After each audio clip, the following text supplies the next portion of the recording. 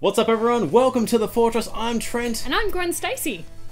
You are Gwen Stacy? My god, we have Gwen Stacy. No, we have who?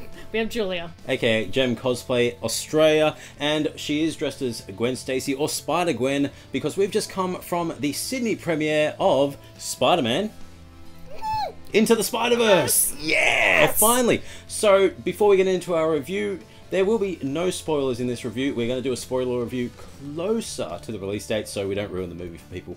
But we are going to be discussing whether we like this or not. Did Sony hit it out of the park? Or did they do another swing and a miss? Stay tuned and find out. And as always, you're watching The Fortress.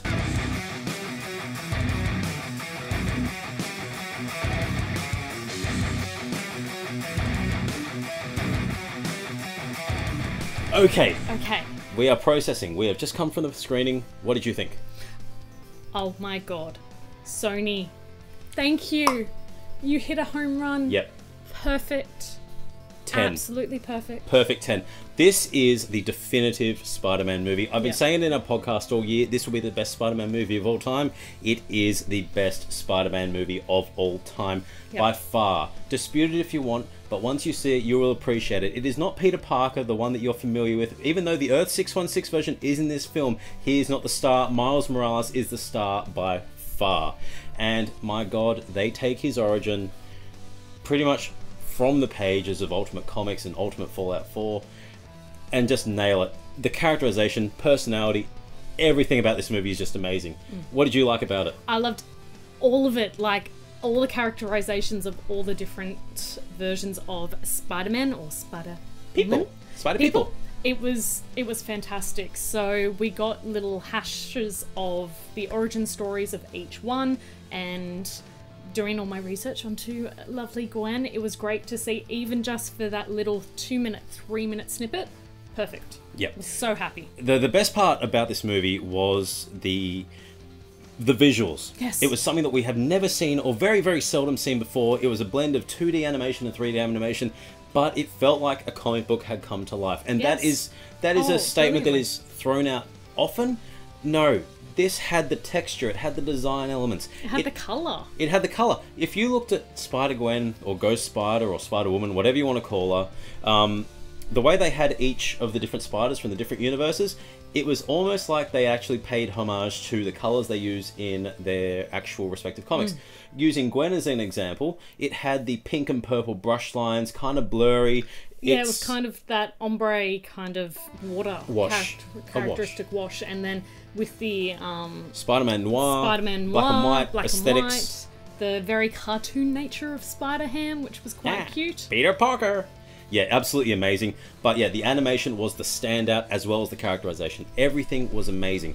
And as I said, the trope of it's a comic book come to life, it is literally the way it designs, the way it flows.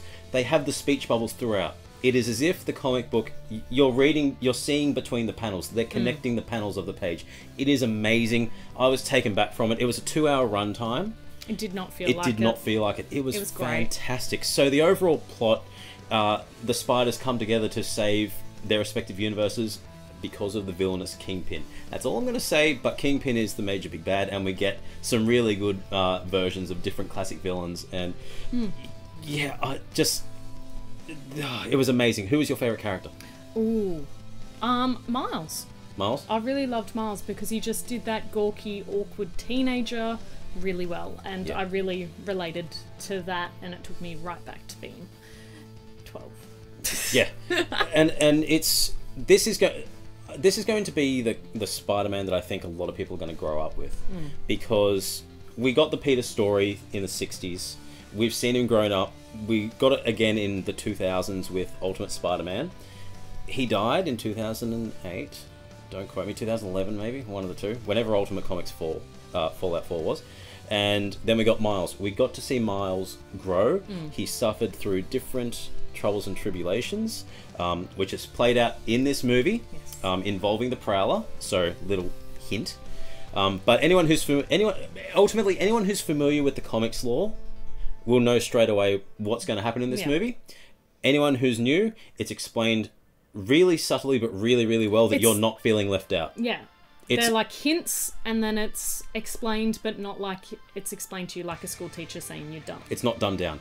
No. It is catering for every single audience possible, which is something that superhero movies often struggle to do. It either alienates one group of people for the sake of the others. It makes it either too kiddie, and then you lose all the adult, or it makes it too adult and you lose the kid. This blends it perfectly. Yeah, and I think having the 5 different spiders... 6 different spiders. The 6 different spiders really caters for all the different tastes that people have, and there's even more spiders in there to come. They hint at that, but it's just everything about this movie just was phenomenal. My favourite character, and please, for the love of God, get Nicolas Cage doing more voice acting work, was Spider-Man Noir, man. He was just fantastic.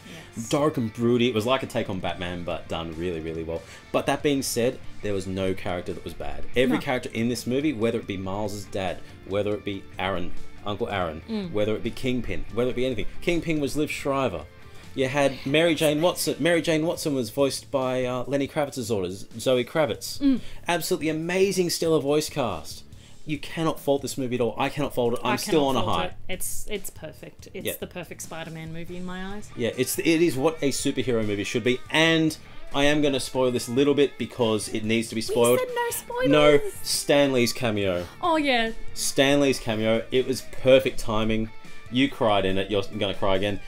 It was a typical Spider-Man moment that it got a gasp from anyone, especially after he literally passed away 2 weeks ago. To have him say what he did in his cameo, it just made the movie perfect. It encapsulated... It's what everyone needs. Yeah, it was amazing. And they thanked him and Steve Ditko at the end. So, fantastic little tribute there. And yeah, I'm still buzzing from it. I can't fault it at all. I've even got an awesome shirt that has our logo and Miles's face on it. But yeah, it was a perfect movie. Sony, well done. You absolutely nailed it out of the park finally. But yeah, it's a 10 out of 10 from me. 10 out of 10 for me as well. I will be watching it over and over again, and you'll be getting the Steelbook limited edition with stickers, gameplay, everything. I'll be going to every screening I possibly can. Now, please take our word for it. It is amazing. We're not overhyping it. No. I loved it, and we don't like much. Watch our other reviews. Watch our other reviews. We don't like much, but we love this. Yeah, we haven't liked a movie since Infinity War. Yep. Yeah, even Ant-Man 2 sucked. But yeah, this was amazing. So, as always, follow our handles at Fortress Nerds. Actually, before we go, the soundtrack.